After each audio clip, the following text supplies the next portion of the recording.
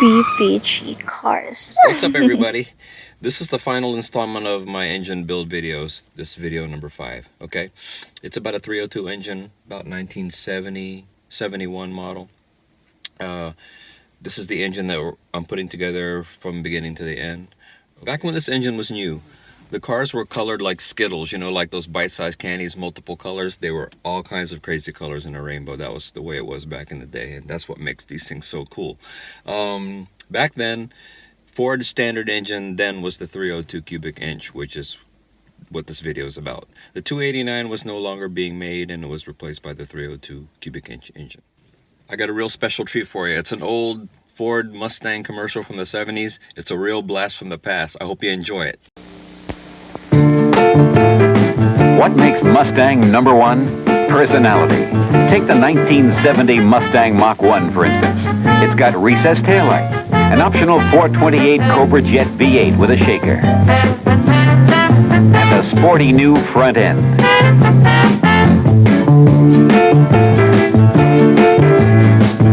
But most of all, the 1970 Mustang's got personality. What makes Mustang #1? Personality. The 1970 Mustang Hardtop, for example. It's got an economical 6 to move you, and that sporty look all around you. But most of all, Mustang's got personality. For 1970, #1, there's Mustang Hardtop, Mach 1, and the elegant Grande. Ford gives you better ideas. It's the going thing. Personality. Well, hope you liked that video. Anyway, let's begin on this rebuild of this 302 engine. When you start this engine rebuild, you have to start with the bearings, of course. And you need to make sure they're clean, all the mating surfaces are clean, and you use this material called Plastigauge.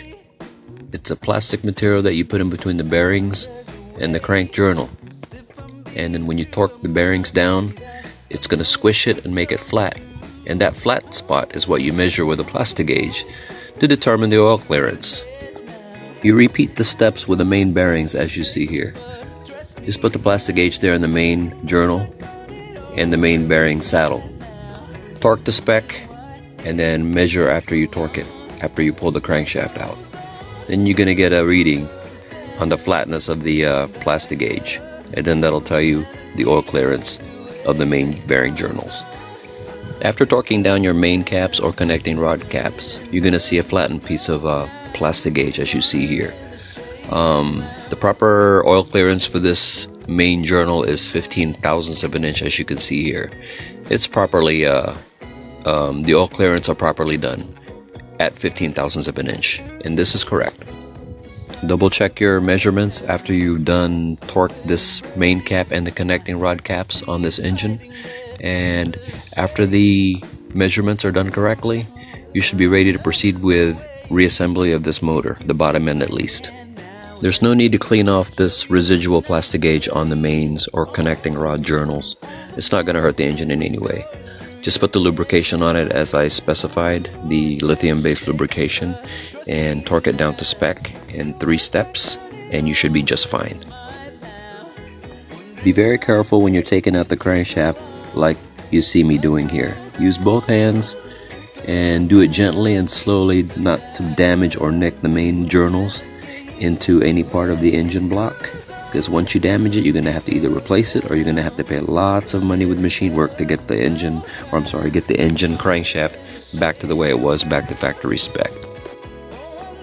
After measuring the connecting rod journals and the main bearing journals and all of the bearing surfaces, you need to make sure that everything is cleaned and there's no dirt, and then you need to put a lithium-based grease on the journals to make sure you don't have a dry start issue when you start this engine. When you put the caps on and also the connecting rod caps and main bearing caps, you need to make sure that those little arrows that you see here in the picture are pointing forward or towards the front of the engine. This is like an orientation mark. It tells you where the bearings are supposed to be oriented to make sure it's correct. And while blueprinting an engine, you should have already stamped each connecting rod and each main bearing cap with a stamp to tell you what number it's at. Number 1 cap will get a 1, number 2 will get a 2, and number 3 will get a 3, and so on and so forth, so that you won't get lost and you won't get confused on and when you reinstall these caps and connecting rod mains back into the block. Before installing the connecting rods and the caps, and after everything is cleaned, make sure to put 1/4 inch hose as an example here. I'm using 1/4 inch connecting rod bolts to protect the bolts from hitting the main journals on the crankshaft. If these bolts nick or damage the main journals, your crankshaft has to be rebuilt or replaced, so you have to be very careful. Most engine builders forget this technique or forget this idea and don't use this idea. I don't know why, but my suggestion to everybody rebuilding an engine or blueprinting an engine is to use these hose ends, or whatever you want to call it, and rubber hose ends to put on your end of your connecting rod bolts. It has to be done, or else you're going to damage your crankshaft. So it's time now to install the camshaft and related hardware, the head gaskets, and after they're all installed, it's time to proceed to installing all the accessory gaskets in the front of this engine. After head installation is complete, it's time to torque the heads. It's torqued the same way as previous engines that I've showed you. You start in the middle and you work your way out, torquing in alternate locations in a crisscross pattern until you get to the outside of the ends of the head. And you need to do this twice, okay?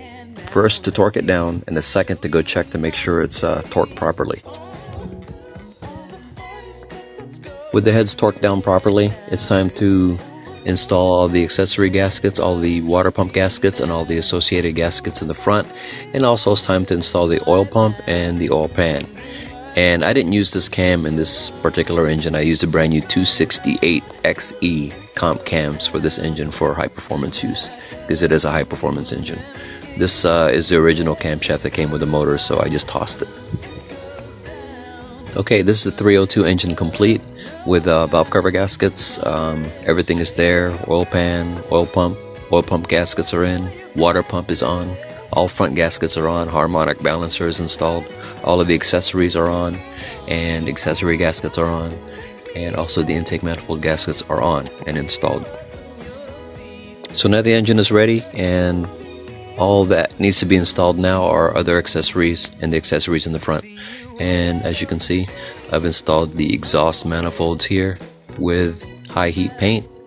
And in the next video, I'm going to show you the engine start for the first time.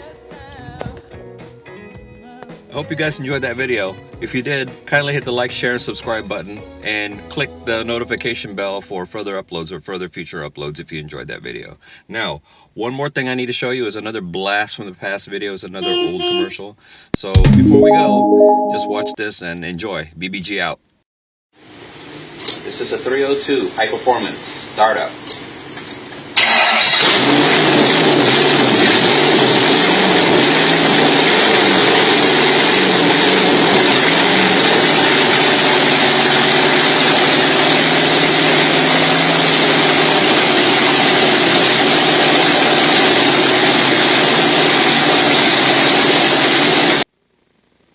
For 1970, Ford's Going Thing opens 4 doors to performance.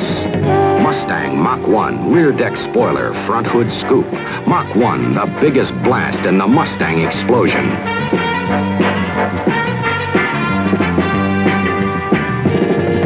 Step into the Cobra cage and see Torino Cobra with backlight louvers and performance that swept Riverside, Atlanta, and Daytona races for specially modified cars.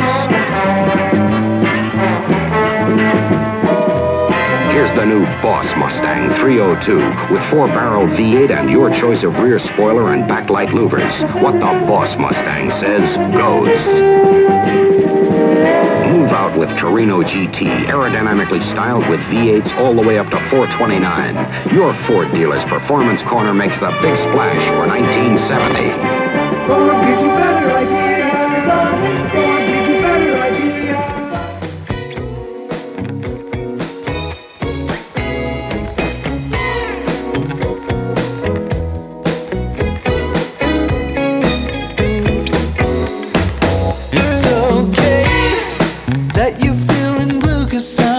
To stay. I know there's a way.